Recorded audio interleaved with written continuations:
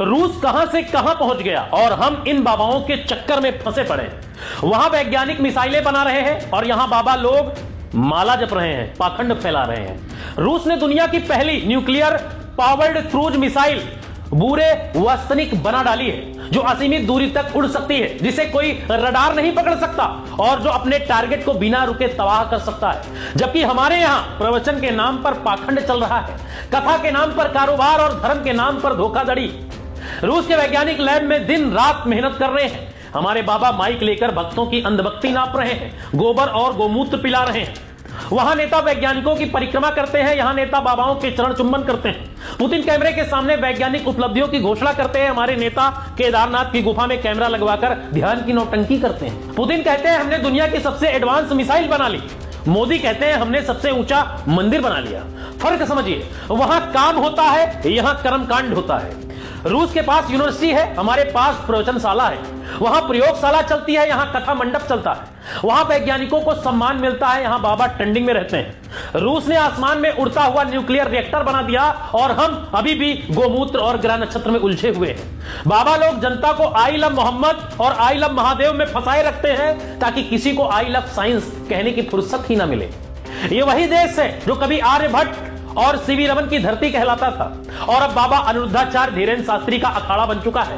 रूस में कोई बाबा नहीं, कोई कथा नहीं, कोई ज्योतिषाचार्य नहीं, वहां केवल वैज्ञानिकता है जो दुनिया को नई दिशा दे रहा है। हमारे यहां बाबा लोगों ने जनता को इस कदर मानसिक गुलाम बना दिया है कि लोग अब सोचने से डरते हैं कि सवाल उठाना अपराध हो गया है, तर्क करना अधर्म हो गया है। रूस ने विज्ञान को धर्म बनाया और हमने धर्म को व्यवसाय। वहां शिक्षा, यहां अंधश्रद्धा, वहां लैब, यहां लाउड स्पीकर, वहां टेक्नोलॉजी, यहां तिलक और टोना टोटका।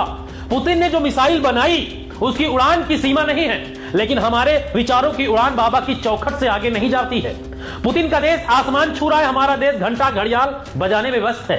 बाबा कहते हैं हमने त्रेता युग में पुष्पक विमान बना लिया था, लेकिन आज तक एक देसी जेट इंजन नहीं बना पाए।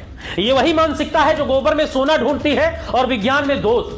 बाबाओं और नेताओं ने मिलकर इस देश को हिंदू मुसलमान मंदिर मस्जिद और व्रत उपवास में फंसा दिया है ताकि जनता कभी ये ना पूछे कि स्कूल कहां है, लैब कहां है, रिसर्च कहां है। अरे मोदी जी, अगर आपने गुफा में साधना करने के बजाय वैज्ञानिकों के साथ बैठकर सोचने में वक्त लगाया होता तो आज भारत भी रूस की तरह तकनीकी में अग्रणी होता। हमारा देश बुद्ध का देश कहा जाता है, लेकिन उस बुद्ध को भी हमारे देश के प्रधानमंत्री नरेंद्र मोदी ने रूस को सौंप दिया है। सोचिए, बुद्ध हमारे देश में पैदा हुए लेकिन उनके अवशेषों को रूस में पहुंचा दिया गया है। जो तर्क की बातें करते थे उनको रूस पहुंचा दिया गया है और जो पखंड की बातें करते हैं उनके लिए महल बनवा दिए गए हैं। हमारे विश्वविद्यालयों में गोमूत्र पर रिसर्च होती है, ज्योतिष पर पीएचडी होती है और बाबा दावा करते हैं कि उन्होंने ईश्वर से सीधा संवाद कर लिया। धीरेन्द्र शास्त्री कहते हैं हल्लो रावण, रावण का नंबर है, हनुमान जी से वो बातें करते हैं। विज्ञान की बात करने वाले को नास्तिक कहा जाता है और भस्म लगाने वालों को राष्ट्रभक्त।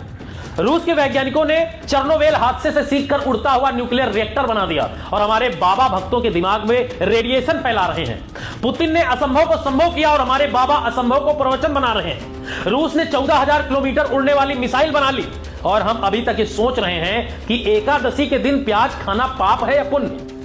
पुतिन ने प्रयोग किया, हमने प्रवचन किया। उन्होंने तकनीकी बनाई, हमने तिलक लगाया।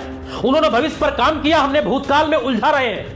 रूस आगे निकल गया क्योंकि वहां वैज्ञानिकों की पूजा होती है और भारत पीछे रह गया क्योंकि यहां बाबाओं, जो पाखंड वाले बाबा हैं, उनकी पूजा होती है। अब वक्त आ गया है कि देश फैसला करे कि हमें पाखंड चाहिए या मिसाइल, प्रवचन चाहिए या प्रयोग, चमत्कार चाहिए या चरित्र।